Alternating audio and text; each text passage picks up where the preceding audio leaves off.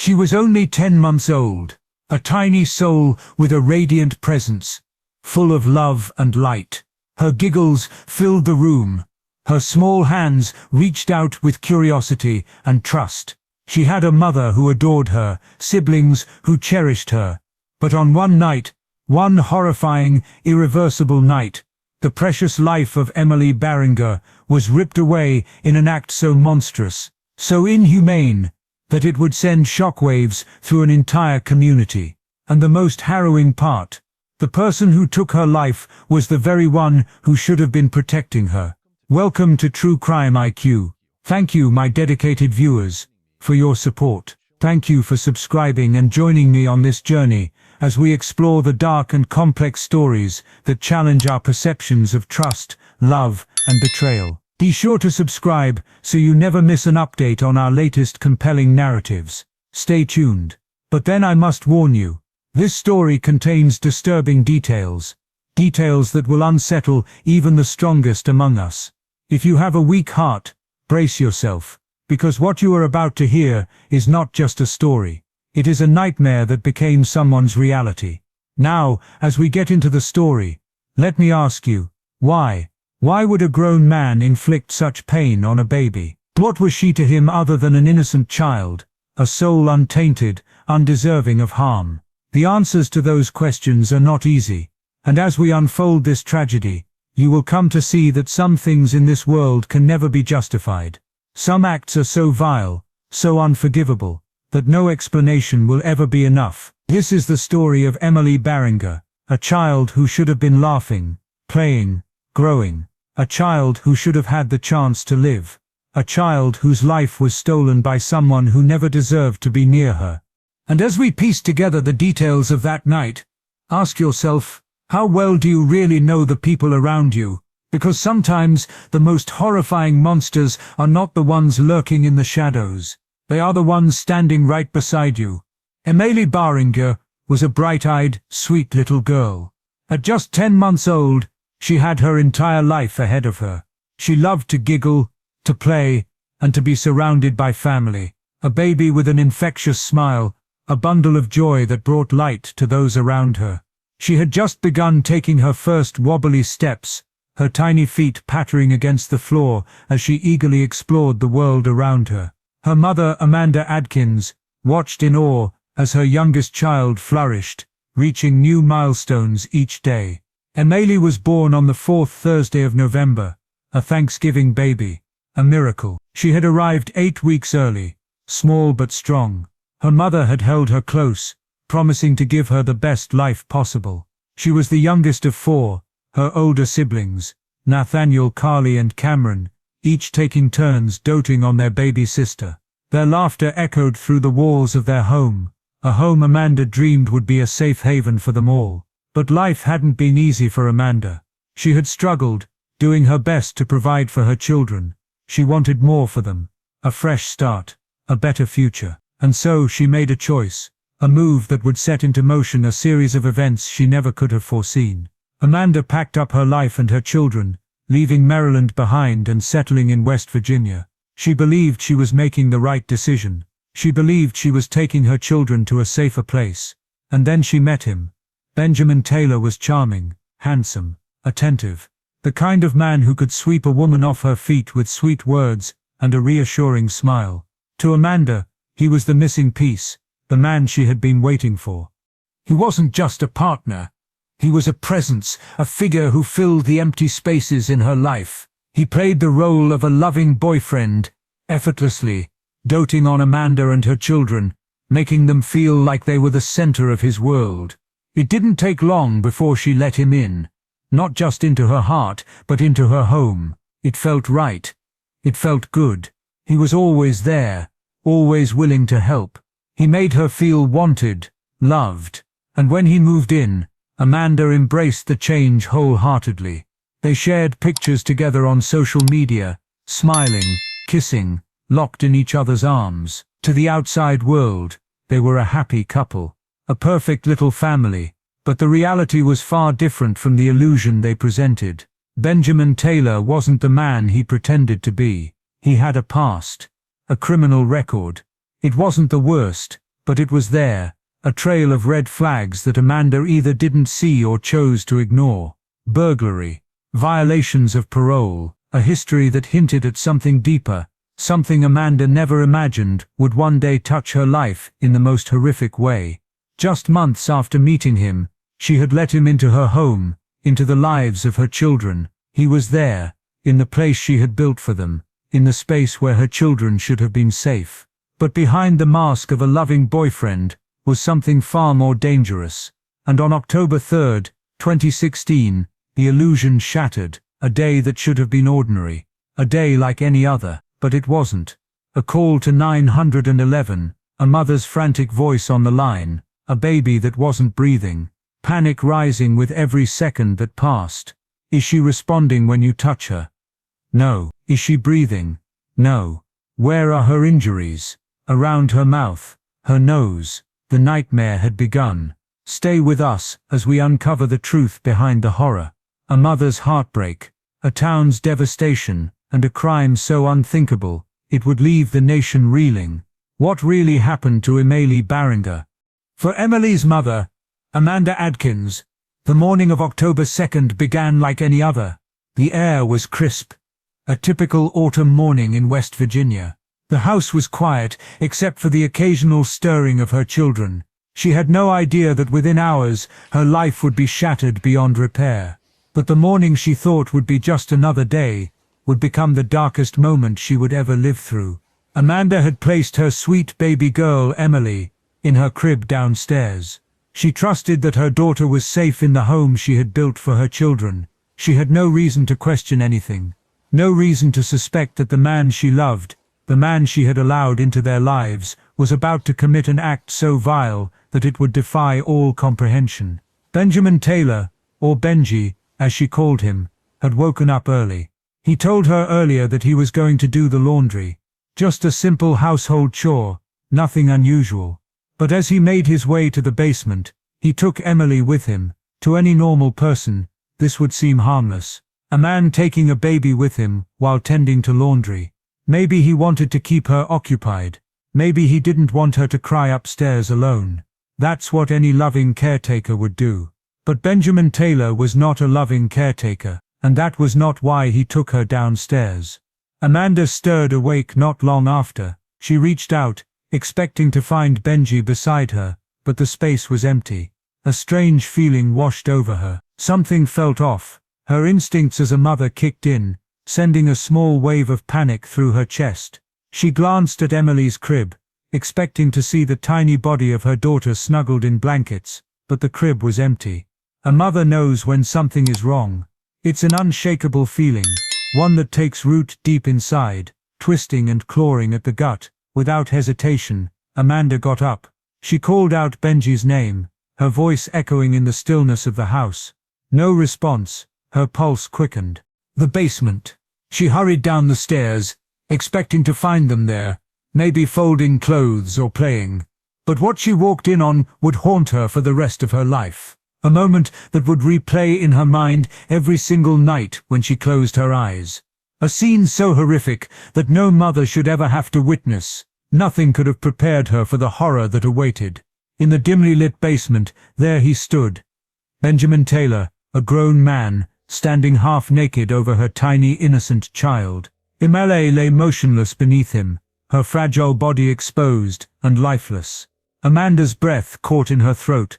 Her mind struggled to process the unspeakable sight before her. Rage and terror crashed over her in waves.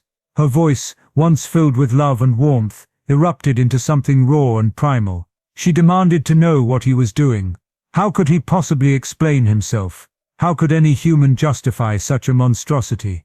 But Benjamin, calm and collected, uttered a response so absurd, so vile, it sent shivers down Amanda's spine. I was just wiping her off, he said. Her fury erupted in an instant. Without thinking, she struck him across the face, her hand trembling with rage and disbelief. But the force of her slap did not erase the nightmare. The horror remained, staring back at her with empty, soulless eyes. She turned to her daughter, and that's when she saw it. The blood, the lifeless stare, the way her small chest barely moved with breath. Amanda's hands trembled as she reached for her baby. Emmaleig's body was ice cold. A gurgling sound barely escaped her tiny lips. Fear turned into instinct. She screamed so loudly that the walls of the house seemed to tremble with her agony. Fumbling for her phone, she called 911, her voice nearly unrecognizable through the sobs and rage. Every second felt like an eternity, as she waited for help. When paramedics and law enforcement arrived at the house on Meadowlark Lane in Ripley, West Virginia, the sight that met them was nothing short of horrific. Amanda stood on the porch, her baby cradled in her arms, blood staining her clothes, her face streaked with tears. The officers rushed to her, but Amanda could barely speak. Instead, she turned and pointed. Inside the house, Benjamin Taylor stood motionless. He barely reacted when police ordered him to lift his shirt, and there it was, a dark stain smeared across his torso. Blood. Emmaleig's blood. The reality of what had happened settled over the officers like a weight too heavy to bear. Emmaleigh was rushed to the hospital in Charleston, her tiny body battered and broken. The doctors worked tirelessly, but hope faded quickly. The severity of her injuries left little room for miracles. 2 days later, on October 5th, Amanda faced a decision no mother should ever have to make. She held her baby for the last time, pressing her lips to the child's cold forehead, whispering words of love, of sorrow, of promises that could no longer be kept. Then, with tears blinding her vision, she made the impossible choice. She turned off the machine. Emmaleigh Faith Barringer was gone. The autopsy would reveal the truth in harrowing detail. The little girl had suffered from the forceful insertion of the male genital organ, and from brutal head injuries, the kind that could only be caused by force, by being struck or thrown. The forensic evidence left no doubt about what had been done to her, the monstrous act that had stolen her life. And as the world learned of Emmaleig's fate, the town of Ripley, West Virginia, would never be the same. Benjamin Taylor, the man who once smiled for pictures, the man Amanda once trusted, was no longer just her boyfriend. He was now something far worse, a predator, a murderer, a man who had stolen an innocent life in the most violent and unforgivable way. But what excuse could he possibly have? What twisted justification did he offer for the horror he inflicted? The truth behind Benjamin Taylor would leave the world speechless. The police wasted no time. The moment Benjamin Taylor was found near Emmaleig's body, it was clear he was their prime suspect. Officers secured the crime scene, and with grim determination, they began their work. What they found was beyond anything they had ever encountered. The child's injuries told a story too horrific to comprehend, and Taylor's reaction, chilling. He barely showed emotion. No frantic attempts to explain, no tears, no shock. Just an unsettling stillness that set every officer on edge. When they brought him in for questioning, he gave a story that reeked of deception. He admitted to carrying Emmaleigh to the basement, but claimed he had blacked out shortly after. He insisted he had been drinking all day, consuming 8 bottles of beer and smoking marijuana with Amanda just hours before. According to him, he had no memory of anything beyond filling the washing machine. But the deputy sheriff wasn't buying it. Taylor showed no signs of intoxication when they found him. No stumbling, no slurred speech, nothing. And if he was so unaware, why hadn't he called 911 the moment he saw the child injured? That was the question that refused to go away. Investigators didn't stop at his word. They combed through every detail of his life leading up to that night. When they examined his phone, the findings sent a wave of revulsion through the department. Between 2:52 a.m. and 3:17 a.m., the critical time when Emmaleigh was being brutalized, Taylor had been searching for legal pornography. The sheer audacity of it was infuriating. With a search warrant in hand, police seized the clothes he had worn that night and took DNA samples. The evidence was stacking up against him, and there was no escape. He was held at the South Central Regional Jail, with bail set at an astonishing $2 million. But that wasn't enough for the enraged public. A petition was sent to the federal government, demanding that Benjamin Taylor be publicly hanged. Thousands of signatures poured in from horrified citizens, but the petition was ultimately taken down. When the case finally went to trial in March 2019, the courtroom was filled with tension. Taylor sat before the jury in a bulletproof vest, helmet and handcuffs, his face unreadable. Over 5 days, prosecutors laid out every gruesome detail.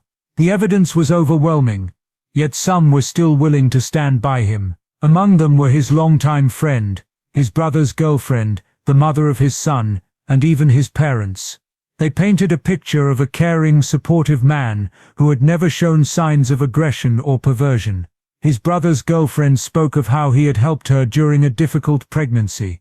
The mother of his son said he had always treated children well. His father declared, even in the face of the charges, that he was proud of him. It was an astonishing display, considering what the trial was about. To hear such praise, spoken about a man accused of such an unthinkable crime, left many in the courtroom in disbelief. And yet they defended him, insisting that the Benjamin Taylor they knew was incapable of what he was accused of. But the prosecution was relentless. They played recordings of Taylor's conversations from behind bars. In one he admitted, "I'm not afraid to take punishment for what I did." In another, he claimed he didn't even know the child was bleeding until someone told him. It was damning. If he truly had no memory, how could he acknowledge guilt? If he was the caring man his supporters described, why had no one called for help until Amanda stumbled upon the nightmare herself? The courtroom watched as his mother, Rita Taylor, tried to defend him, saying he had always been kind to children. She brought up past instances when he was under the influence and would simply lie motionless. She insisted he could never do what he was accused of. But the cracks in her argument were glaring. On the morning of October 3rd, Taylor had called her. He had said he loved her. And then he hung up. It was an unusual call, one that felt like a farewell. It didn't go unnoticed. The prosecution pressed harder. They played an audio clip of Amanda at the hospital, sobbing uncontrollably. They reminded the jury of the sheer brutality inflicted on that innocent child. Every shred of evidence pointed to Taylor. His lies crumbled under the weight of facts, and his feigned ignorance held no ground against the grim reality of what had taken place that night. Benjamin Taylor had no explanation, no justification, only silence, and that silence spoke louder than any defense ever could. Justice was coming for him, and there would be no escape. When Benjamin Taylor stood before the court, there was no sympathy waiting for him. The weight of his crime loomed heavy over the room, the air thick with anger, sorrow, and an unyielding demand for justice. The prosecution wasted no time in painting him for what he was, a monster who had committed the most unspeakable of acts against an innocent child. They laid out the evidence piece by piece, each detail more damning than the last. There was no justification, no misunderstanding. The truth was plain for all to see, and it was horrifying. The defense, however, had a different strategy. They attempted to weave a narrative of doubt, of ambiguity. They called upon those who had once known Benjamin Taylor, those who swore he was incapable of such an act. His family and friends took the stand, speaking of a man who had been kind, a man who had never displayed aggression, a man who could not possibly be responsible for the brutality inflicted upon little Emmaleigh Barringer. His mother, his brother, even the mother of his own child, each one pleaded his case, painting a picture of a man who had simply been in the wrong place at the wrong time. But the facts did not bend to sentimentality. The prosecution played the recording of Amanda's frantic 911 call, her voice breaking with terror. They showed the jurors the gruesome evidence, blood-stained clothes, forensic reports, and the most damning of all, DNA proof that tied Taylor to the crime. The jury listened as the forensic experts detailed the injuries, the unimaginable pain inflicted upon a child who had barely begun to walk. The evidence was irrefutable, unshakable. Then there was the moment when Taylor's own words were played in court, a recording of him from behind bars admitting that he was not afraid to take punishment for what he had done. A slip of the tongue, a confession. The jury was left to decide, but his tone, his choice of words, carried a weight that could not be ignored. The defense struggled to maintain their argument. They questioned the timeline, tried to cast shadows on the prosecution's certainty, but there was no escaping the inevitable. The jury, composed of men and women who had seen and heard everything, took less than 2 hours to deliberate. That was all the time they needed. When the verdict was read, The courtroom was silent. Guilty. The word echoed through the chambers, and the floodgates opened. A mother's sobs filled the air, a family broken beyond repair. The judge turned to Taylor. He had sat motionless through the trial, expressionless as the evidence piled against him. But now, as the weight of his fate settled upon him, he finally broke. Tears streamed down his face, not when the horrors of his crime were recounted, not when the images of Emmaleig's lifeless body were shown, but when he realized there was no escaping the consequences. The sentence was harsh, as it should have been. Life in prison without the possibility of parole. 40 more years tacked on for the brutality of the abuse. Another 20 for the betrayal of trust. A total of 70 years of confinement, ensuring that Benjamin Taylor would never again walk free. Justice, in the eyes of the law, had been served, but no sentence, no amount of time, could undo the damage. The loss, the grief, it would remain, stretching endlessly beyond the walls of any prison. As Taylor was led away, shackled and defeated, one truth remained above all else. The justice system had done its part, but for those who had loved Emmaleigh, the pain would never end. Amanda Adkins would carry the nightmare of that day with her forever. The town would come together in grief, but also in strength, to remember Emmaleigh's name. Emmaleigh Barringer's story must be told, but it raises bigger questions. How do we protect our children from the monsters hiding in plain sight? What signs do we miss in our relationships? How well should we scrutinize people before letting them into our lives? And how do we ensure that no child suffers the same fate? We'd love to hear your thoughts and opinions on this intense emotional case. Share your perspective in the comments below. Let's get the conversation started. Don't forget to like this video if you found it thought-provoking, and subscribe to True Crime IQ for more gripping tales like this. Join the community, hit the notification bell so you never miss an update, and we'll see you in our next video.